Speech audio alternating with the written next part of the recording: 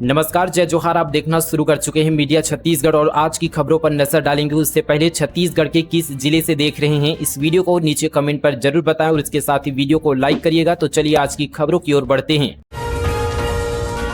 Congress NEET paper leak पर राष्ट्रव्यापी आंदोलन चलाएगी। मनेन्द्रगढ़ में एनएसयूआई ने की निष्पक्ष जांच और शिक्षा मंत्री के इस्तीफे की मांग। भारतीय राष्ट्रीय कांग्रेस, भारतीय युवा कांग्रेस और एनएसयूआई ने नीट पेपर लीक सहित छात्र हितों से जुड़े विभिन्न मुद्दों को लेकर देशव्यापी आंदोलन की घोषणा की है। इस अभियान को छात्रों की गूंज नाम दिया गया है, जिसके माध्यम से छात्रों की समस्याओं को राष्ट्रीय स्तर पर उठाया जाएगा। इसकी जानकारी एनएसयूआई के प्रदेश अध्यक्ष ने मनेन्द्रगढ़ में आयोजित प्रेस वार्ता के दौरान दी। इस अवसर पर कांग्रेस की प्रदेश महामंत्री पूनम सिंह भी मौजूद रही। डिजिटल इंडिया में नेटवर्कों को तरस रहा छत्तीसगढ़ का दबेना गांव। पेड़ और पोल पर चढ़कर बात करते हैं लोग। डिजिटल इंडिया और ऑनलाइन सेवाओं के दौर में कांकेर जिले का दबेना गांव आज भी मोबाइल नेटवर्क जैसी बुनियादी सुविधा से वंचित है। नरहरपुर विकासखंड के 1000 से अधिक आबादी वाले इस गांव में हालात ऐसे हैं कि मोबाइल पर बात करने के लिए ग्रामीणों को मकान की छतों, पेड़ों और हाईमास्ट लाइट के पोल का सहारा लेना पड़ता है। दबेना गांव राजनीतिक दृष्टि से बेहद महत्वपूर्ण है। यह गांव 4 बार सांसद रहे पूर्व केंद्रीय मंत्री स्वर्गीय अरविंद नेताम और पूर्व वन मंत्री शिव नेताम का गांव रहा है। देश प्रदेश की राजनीति में अहम भूमिका निभाने वाले जनप्रतिनिधि देने वाला यह गांव आज भी नेटवर्क के लिए संघर्ष कर रहा है। ग्रामीणों का कहना है कि वर्षों से मोबाइल टावर की मांग की जा रही है, लेकिन स्थायी समाधान नहीं मिला।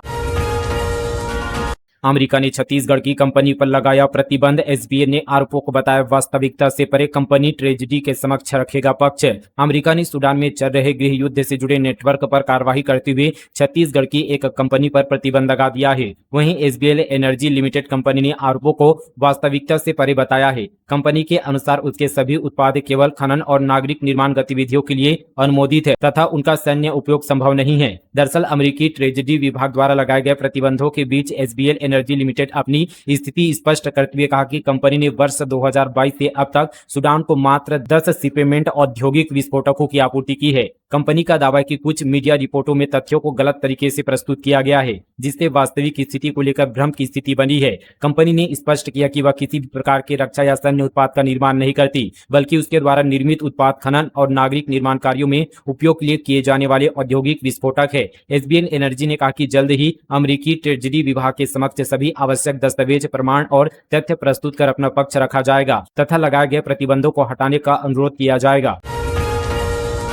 100, 101, 102, 108, 133 सब होंगे खत्म। छत्तीसगढ़ के इमरजेंसी नंबर होंगे हर एक संकट के लिए सिर्फ डायल 112। छत्तीसगढ़ सहित देश में जल्द ही सभी इमरजेंसी हेल्पलाइन नंबर एकीकृत होकर सिर्फ डायल 112 के जरिए संचालित होंगे। इसके लिए तैयारी शुरू हो चुकी है। सुप्रीम कोर्ट ने सभी राज्यों और केंद्र शासित प्रदेशों को 3 महीने में डायल 100, 101, 102, 108, 133, 1091 समेत सभी आपातकालीन नंबरों को 112 में मर्ज करने का निर्देश दिया है। अदालत ने राज्यों से कार्यवाही की रिपोर्ट भी मांगी है। सुप्रीम कोर्ट के आदेश के बाद छत्तीसगढ़ में कामयाबी तेज हो गई है। हाल ही में गृह विभाग के अधिकारियों ने डायल 112 में इमरजेंसी कॉल को एकीकृत करने पर बैठक की। इसके लिए विस्तृत एक्शन प्लान बन रहा है। प्रदेश में फिलहाल डायल 112 की करीब 400 और मेडिकल इमरजेंसी 108 की करीब 375 गाड़ियां संचालित है। पुलिस, फायर और मेडिकल सहायता के लिए पहले से डायल 112 से कॉल दर्ज किए जाते हैं। हालांकि अलग अलग हेल्पलाइन नंबर होने और लोगों में जागरूकता की कमी के कारण भ्रम की स्थिति बनती है। नई व्यवस्था का उद्देश्य सभी सेवाओं को पूरी तरह एक ही प्लेटफॉर्म पर लाकर प्रतिक्रिया समय कम करना है।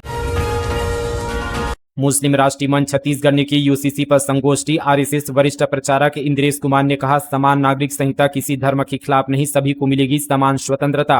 राष्ट्रीय प्रेस क्लब में समान नागरिक संहिता को लेकर एक संगोष्ठी का आयोजन किया गया। कार्यक्रम का आयोजन मुस्लिम राष्ट्रीय मंच छत्तीसगढ़ की ओर से किया गया, जिसमें राष्ट्रीय स्वयंसेवक संघ के वरिष्ठ प्रचारक इंद्रेश कुमार मुख्य वक्ता के रूप में शामिल हुए। वहीं कार्यक्रम में डॉक्टर सलीम राज समेत विभिन्न सामाजिक और धार्मिक प्रतिनिधियों ने भी भाग लिया। आरएसएस के वरिष्ठ प्रचारक इंद्रेश कुमार ने कहा कि समान नागरिक संहिता किसी भी जाति, पंथ, भाषा या धर्म के विकास में बाधा नहीं है, बल्कि सभी नागरिकों को समान अधिकार और समान अवसर देने की व्यवस्था है। उन्होंने कहा कि यूसीसी किसी धर्म विशेष के खिलाफ नहीं है और इससे सभी समुदाय को समान स्वतंत्रता मिलेगी। 6 जुलाई को रायपुर नगर निगम की विशेष सामान्य सभा। मानसून की तैयारियों पर होगी चर्चा। पूर्व महापौर ने कहा, विशेष सभा आपात जरूरी मुद्दों के लिए। रायपुर नगर निगम की विशेष सामान्य सभा की बैठक 6 जुलाई को होगी। बैठक में शहर में बारिश के दौरान जलभराव, सफाई व्यवस्था, नालों की स्थिति और मानसून से जुड़े अन्य मुद्दों पर चर्चा की जाएगी। लेकिन बैठक की घोषणा के साथ ही इसे लेकर सियासत भी शुरू हो गई है। पूर्व महापौर और कांग्रेस नेता प्रमोद दुबे ने विशेष सामान्य सभा बुलाने के औचित्य पर सवाल उठाए हैं। उन्होंने कहा कि विशेष सामान्य सभा आमतौर पर किसी महत्वपूर्ण नीति निर्णय, आपात स्थिति या अत्यंत जरूरी विषय पर बुलाई जाती है, लेकिन इस बार सफाई और जलभराव जैसे नियमित प्रशासनिक विषय को लेकर विशेष बैठक बुलाई जा रही है। सहकारिता सप्ताह 8 दिन में केसीसी वितरण, 20,000 नए सदस्य जोड़ने का लक्ष्य समेत कई आयोजन। राजनांदगांव में भी तैयारी। प्रदेश में आज से 6 जुलाई तक सहकारिता सप्ताह मनाया जाना है। राजनांदगांव में भी इसकी तैयारी की गई है। इस बार 8 दिनों तक चलने वाले इस अभियान में करीब 1.5 लाख सदस्यों और दुग्ध उत्पादकों तक पहुंचने, 20,000 नए सदस्य बनाने, आधुनिक कृषि तकनीकी से किसानों को जोड़ने और महिला हितग्राहियों को बैंकिंग सुविधाओं से जोड़ने जैसे बड़े लक्ष्य तय किए गए हैं। हरियाणा की ईंट भट्ठे में फंसे छत्तीसगढ़ के 40 मजदूर बंधक बनाकर रखने का आरोप, शक्ति प्रशासन से लगाए गुहार। छत्तीसगढ़ के शक्ति जिले से गंभीर मामला सामने आया है, जहां बेहतर मजदूरी की लालच में हरियाणा गए दर्जनों श्रमिक कथित रूप से ईंट भट्ठे में फंस गए हैं। पीड़ित मजदूरों ने जिला प्रशासन से उन्हें सुरक्षित वापस लाने की गुहार लगाई है। जानकारी के अनुसार शक्ति जिले के परसडीह, बारद्वार और कारी भवार गांव के करीब 35 से 40 मजदूर हरियाणा के हिसार जिले के हांसी थाना क्षेत्र स्थित सुल्तानपुर के एक ईंट भट्ठे में काम करने गए थे। मजदूरों का आरोप है कि उन्हें वहां बंधक बनाकर रखा गया और घर लौटने में परेशानी हो रही है। सीएम साय और रमन सिंह बने शेर, आरएसएस के इंद्रेश ने लगवाई ऐसी दहाड़, बोले लाहौर तक दे सुनाई चौक जाए पाकिस्तान। मंच पर आपातकाल की गंभीर चर्चा चल रही थी, लोकतंत्र, संघर्ष और संविधान की बातें हो रही थी, लेकिन कार्यक्रम के आखिर में माहौल अचानक बदल गया। राष्ट्रीय स्वयंसेवक संघ के वरिष्ठ प्रचारक इंद्रेश कुमार ने मंच को कुछ पल के लिए जंगल की पाठशाला बना दिया। मुख्यमंत्री विष्णुदेव साय, विधानसभा अध्यक्ष डॉक्टर रमन सिंह समेत पूरा ऑडिटोरियम शेर की तरह दहाड़ने लगा। दावा तो यह तक किया गया कि दहाड़ की गूंज सिंध, लाहौर और ढाका तक पहुंचनी चाहिए, जिससे पाकिस्तान चौंक जाए। यूसीसी में ये नियम, लिव इन कपल के बच्चों को मिलेगी संपत्ति। छत्तीसगढ़ में लागू करने हो रही स्टडी, जानिए गोवा उत्तराखंड में क्या है प्रावधान। छत्तीसगढ़ सरकार ने राज्य में समान नागरिकता संहिता लागू करने की दिशा में कदम तेज कर दिए हैं। राज्य सरकार की उच्च स्तरीय समिति अब गोवा और उत्तराखंड में लागू यूसीसी मॉडल की स्टडी करेगी। साथ ही गुजरात, असम और मध्य प्रदेश में यूसीसी के लिए गठित समितियों के अनुभव और सुझाव का भी एनालिसिस किया जाएगा। गोवा और उत्तराखंड में लिव इन रिलेशनशिप, विवाह, तलाक, उत्तराधिकार और संपत्ति से जुड़े कई महत्वपूर्ण प्रावधान लागू है। इनमें लिव इन कपल के बच्चों को संपत्ति का अधिकार भी शामिल है। इन्हीं सभी पहलुओं के आधार पर छत्तीसगढ़ के लिए यूसीसी का मसौदा तैयार किया जाएगा। पूर्व न्यायाधीश जस्टिस रंजना प्रकाश देसाई की अध्यक्षता वाली इस समिति में retired IAS Shatrughan Singh, M K Raut, वरिष्ठ अधिवक्ता मोहन पवार और रिटायर्ड प्राचार्य ज्योति रानी सिंह सदस्य है। वहीं इसे लेकर कांग्रेस ने सवाल भी उठाए हैं। पूर्व मंत्री अमरजीत भगत ने कहा, यूसीसी हिंदुस्तान के लिए पेचीदा विषय है। उन्होंने आरोप लगाया कि भाजपा सत्ता बचाने के लिए इस प्रकार के हथकंडे और प्रपंच कर रही है।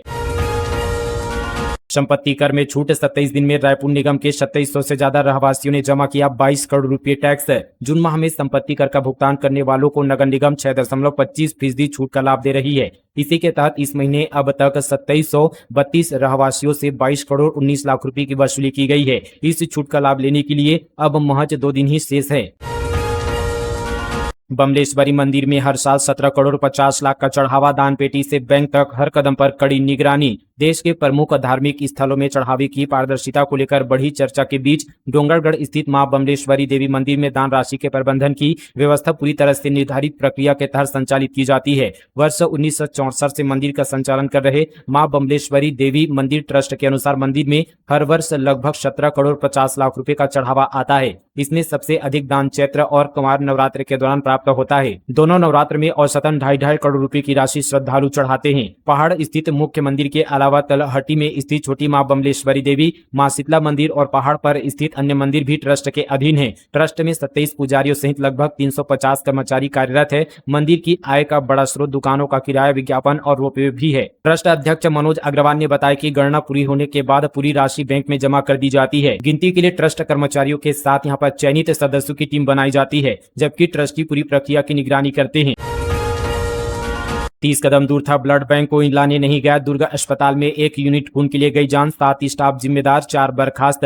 दुर्ग जिला अस्पताल में 1 यूनिट ब्लड नहीं मिलने से सिकल सेल एनीमिया से पीड़ित युवती की मौत हो गई। इस लापरवाही के लिए स्वास्थ्य विभाग ने 2 डॉक्टरों समेत 7 लोगों पर कार्रवाई की है। 4 स्टाफ को नौकरी से निकाल भी दिया गया है। जांच रिपोर्ट में बात सामने आई कि फीमेल वार्ड से ब्लड बैंक की दूरी 30 से 40 कदम थी। 85 यूनिट खून उपलब्ध था। इसके बावजूद ड्यूटी पर मौजूद स्टाफ ने खुद ब्लड बैंक जाकर मरीज के लिए खून लाने की कोई कोशिश नहीं की। डोनर नहीं होने की जानकारी सीनियर अधिकारियों को नहीं दी, जिससे युवती की जान चली गई। वहीं यहाँ पर 2 डॉक्टरों पर भी निगरानी और इलाज में लापरवाही के आरोप हैं। छत्तीसगढ़ की लुटेरी दुल्हन ने मध्य प्रदेश में की लूट। शादी के दूसरे दिन ही लाखों रुपए और चांदी के जेवरात लेकर भाग निकली। मध्य प्रदेश के सागर जिले में शादी के नाम पर कथित ठगी का मामला सामने आया है, जिसमें छत्तीसगढ़ के मुंगेली जिले की एक युवती पर दूल्हे के घर से नकदी और लाखों रुपए के जेवर लेकर फरार होने का आरोप लगा है। मामले में पुलिस ने शिकायत दर्ज कर जांच शुरू कर दी है। स्वास्थ्य मंत्री ने चिरमिरी में किया डायलिसिस यूनिट का लोकार्पण। 30 बिस्तरीय वार्ड की भी सुविधा शुरू। क्षेत्रवासियों को मिलेगी बेहतर स्वास्थ्य व्यवस्था। एमसीबी जिले में स्वास्थ्य सेवाओं को अधिक मजबूत करने की दिशा में बड़ा कदम उठाया गया है। प्रदेश के स्वास्थ्य मंत्री एवं मनेन्द्रगढ़ विधायक श्याम बिहारी जायसवाल ने चिरमिरी स्थित जिला चिकित्सालय में 5 बिस्तरीय डायलिसिस यूनिट और 30 बिस्तरीय नए वार्ड का भी शुभारंभ किया। कार्यक्रम में जनप्रतिनिधि, स्वास्थ्य विभाग के अधिकारी, चिकित्सक और बड़ी संख्या में नागरिक मौजूद थे। बिलासपुर में कांग्रेस का गंभीर आरोप। 200 करोड़ की लागत से बना सुपर स्पेशलिटी अस्पताल में अधूरी व्यवस्था रेफर सेंटर बनकर रह गया। जिले में स्वास्थ्य व्यवस्था में लापरवाही और गड़बड़ी को लेकर कांग्रेस ने आरोप लगाए हैं। पुणे स्थित लगभग 200 करोड़ रुपए की लागत से निर्मित 220 बिस्तरों वाले सुपर स्पेशलिटी अस्पताल को लेकर कांग्रेस ने राज्य सरकार पर गंभीर सवाल उठाए हैं। पूर्व ग्रामीण कांग्रेस अध्यक्ष विजय केसरवानी ने कहा कि प्रधानमंत्री की ओर से लोकार्पण और मुख्यमंत्री के निरीक्षण के बावजूद अस्पताल आज तक अपनी पूरी क्षमता से संचालित नहीं हो पाया है। उनका कहना है कि अत्याधुनिक भवन तैयार होने के बावजूद मरीजों को अपेक्षित स्वास्थ्य सुविधाएं नहीं मिल पा रही है। उन्होंने कहा कि इस अस्पताल से बिलासपुर संभाग के हजारों गरीब किसान, मजदूर और आम नागरिकों को हार्ट, किडनी, ब्रेन सहित गंभीर बीमारियों का इलाज स्थानीय स्तर पर मिलने की उम्मीद थी, लेकिन आज भी कई आवश्यक चिकित्सा सुविधाएं उपलब्ध नहीं है। ये सिर्फ रेफर सेंटर बनकर रह गया है। गंभीर मरीजों को सिम्स मेडिकल कॉलेज, जिला अस्पताल और अन्य बड़े चिकित्सा संस्थानों में रेफर किया जाता है। 30 जून से इंजीनियरिंग कॉलेजों की काउंसलिंग शुरू। 34 कॉलेजों की 11,514 सीटों पर होना है एडमिशन। इस बार उम्र का दायरा नहीं। छत्तीसगढ़ के इंजीनियरिंग कॉलेजों में बैचलर ऑफ टेक्नोलॉजी कोर्स में एडमिशन के लिए काउंसलिंग की प्रक्रिया 30 जून से शुरू होगी। तकनीकी शिक्षा संचालनालय ने काउंसलिंग का शेड्यूल जारी कर दिया है। राज्य के 34 इंजीनियरिंग कॉलेजों की करीब 11,514 सीटों पर एडमिशन 3 चरणों में होगा। कैंडिडेट्स को हर फेज के लिए अलग अलग ऑनलाइन आवेदन करना होगा। इस बार उम्र का दायरा नहीं है। पहले फेज के लिए ऑनलाइन रजिस्ट्रेशन 30 जून से 6 जुलाई तक होगा। मेरिट सूची 7 जुलाई को जारी की जाएगी। इस बार 8 जुलाई तक दावा आपत्ति कराई जा सकेगी। सीट आवंटन और रिजल्ट 10 जुलाई को जारी होगा। चयनित अभ्यर्थियों को 11 से 15 जुलाई के बीच संबंधित कॉलेज में प्रवेश लेना होगा। आज बंद रहेगी मांस मटन की दुकानें। बिक्री करते पाए जाने पर होगी सख्त कार्रवाई। कबीर जयंती के मौके पर राजधानी रायपुर में मांस मटन की बिक्री पर रोक रहेगी। नगर निगम ने आदेश जारी कर शहर के सभी मांस मटन दुकानों और बुचड़खानों को बंद करने के निर्देश दिए हैं। निगम ने चेतावनी दी कि प्रतिबंध के बावजूद बिक्री करते पाए जाने पर सामान जब्त कर कार्रवाई की जाएगी। प्रशिक्षण शिविर के समापन में शामिल होंगे पवन खेड़ा। 8वें दिन भूपेश बघेल ने सिखाए जिला अध्यक्षों को संगठन संचालन और राजनीतिक रणनीति के गुर। कांग्रेस जिला अध्यक्षों के प्रशिक्षण शिविर का समापन आज होना है। 10 दिवसीय प्रशिक्षण कार्यक्रम के आखिरी दिन राष्ट्रीय मीडिया और प्रचार विभाग के अध्यक्ष पवन खेड़ा शामिल होंगे। इससे पहले शनिवार को शिविर के 8वें दिन पूर्व मुख्यमंत्री भूपेश बघेल ने जिला कांग्रेस अध्यक्षों को संगठन संचालन और राजनीतिक रणनीति के गुर सिखाए। प्रधानमंत्री मातृ वंदना योजना में छत्तीसगढ़ देश में पहले स्थान पर 15 जून से रजिस्ट्रेशन के लिए चला था अभियान। प्रधानमंत्री मातृ वंदना योजना में छत्तीसगढ़ को बड़ी उपलब्धि मिली है। योजना के अंतर्गत गर्भवती एवं शिशुवती महिलाओं के पंजीयन के लिए 15 जून से 15 जुलाई तक विशेष अभियान संचालित था। इस अभियान में छत्तीसगढ़ ने ऐतिहासिक उपलब्धि दर्ज करते हुए देश भर में प्रथम स्थान प्राप्त किया है। राज्य ने अभियान की शुरुआती मात्र 9 दिनों में ही निर्धारित लक्ष्य का 92% पूरा कर उल्लेखनीय सफलता हासिल की है। मॉर्निंग वॉक पर निकले 3 लोगों को कुचला। जांजगीर चांपा में सड़क पर बिखरी लाशें, घर से 2 किलोमीटर दूर हादसा, ड्राइवर फरार। जांजगीर चांपा जिले में मॉर्निंग वॉक पर निकले 3 लोगों को अज्ञात वाहन ने कुचल दिया। हादसे में तीनों की मौके पर ही मौत हो गई। हादसे के बाद ड्राइवर वाहन लेकर भाग गया, जिसकी पुलिस तलाश कर रही है। घटना बलौदा थाना क्षेत्र के ग्राम डोंगरी फोरबी से गुजरने वाली भारतमाला रोड पर हुई है। जानकारी के मुताबिक सुबह करीब 4 से 5 बजे के बीच हादसा हुआ है। मृतकों की पहचान डोंगरी पोरबी के रहने वाले दिलहरन दास वैष्णव, केदार यादव और संतु यादव के रूप में हुई है। तीनों दोस्त थे। दिलहरन वैष्णव सेवा सहकारी समिति से ब्रांच मैनेजर के पद से रिटायर हुए थे। डोंगरी के रहने वाले केदार यादव खेती किसानी का काम करते थे। पूर्वी निवासी संतु यादव भी किसानी का काम करते थे। सभी अपने घर से 2 किलोमीटर की दूरी पर घूमने निकले थे। तीनों के शव यहाँ पर 5 से 10 मीटर दूरी में सड़क पर पड़े हुए मिले।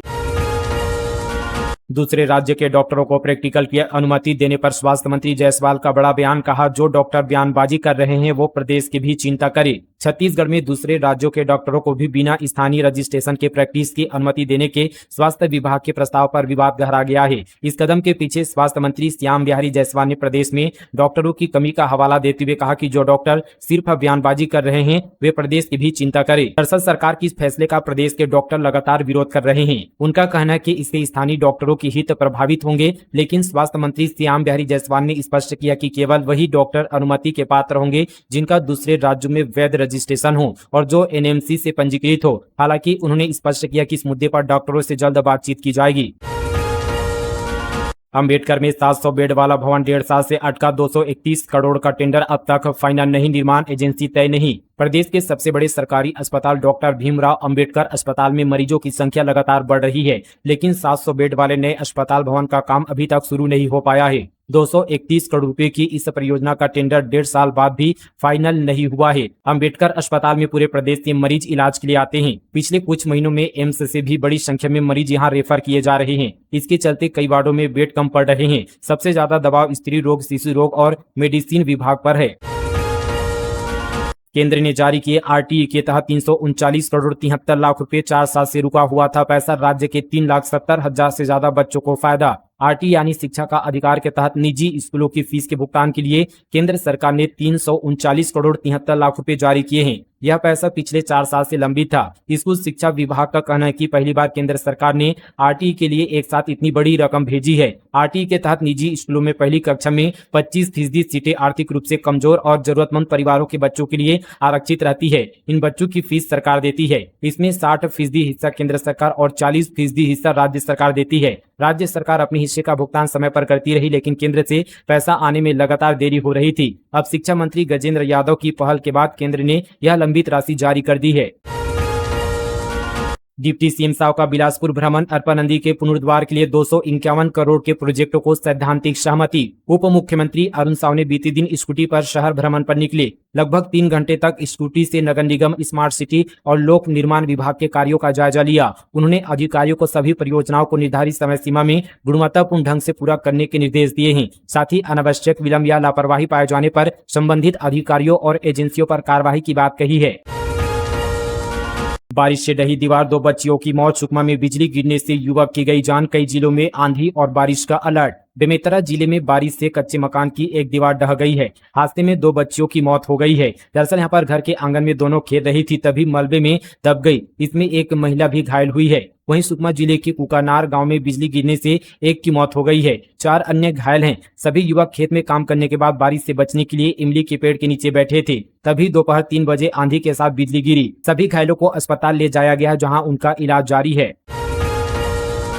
रायपुर में बढ़े सोशल मीडिया डॉन। गाली गलौज, चाकू मारने की धमकी दे रहे युवक युवतियां हथियार लेकर डांस करते हुए वीडियो कर रहे हैं अपलोड। रायपुर में सोशल मीडिया पर खुद को डॉन साबित करने की होड़ बढ़ती जा रही है। युवक युवतियां इंस्टाग्राम पर हथियार लहराते, अश्लील गाली गलौज करते और जान से मारने की धमकी देते हुए वीडियो अपलोड कर रहे हैं। इन वायरल वीडियो के सामने आने के बाद पुलिस ने मामले में कार्रवाई करने की बात कही है। जानकारी के मुताबिक पहला मामला डीडी नगर थाना क्षेत्र के चंगोरा भाटा का है। यहाँ रहने वाले एक युवक ने इंस्टाग्राम पर एक ऐसी वीडियो पोस्ट किया है जिसमें वह खुद को अपराधी की तरह पेश करते हुए कहता नजर आ रहा है। वीडियो में बोलते दिख रहा है कि हमारा खेल ही निराला है, 302 के खेल में अनगिनत चाकू मारेंगे। वीडियो में युवक के हाव भाव और भाषा को लेकर लोगों ने आपत्ति भी जताई है। फिलहाल दोस्तों ये थी छत्तीसगढ़ की तमाम बड़ी खबरें मीडिया छत्तीसगढ़ पर। मिलते हैं कल इसी तरह की और नॉन स्टॉप खबरों के साथ। तब तक के लिए जय हिंद, जय छत्तीसगढ़, जय जोहार।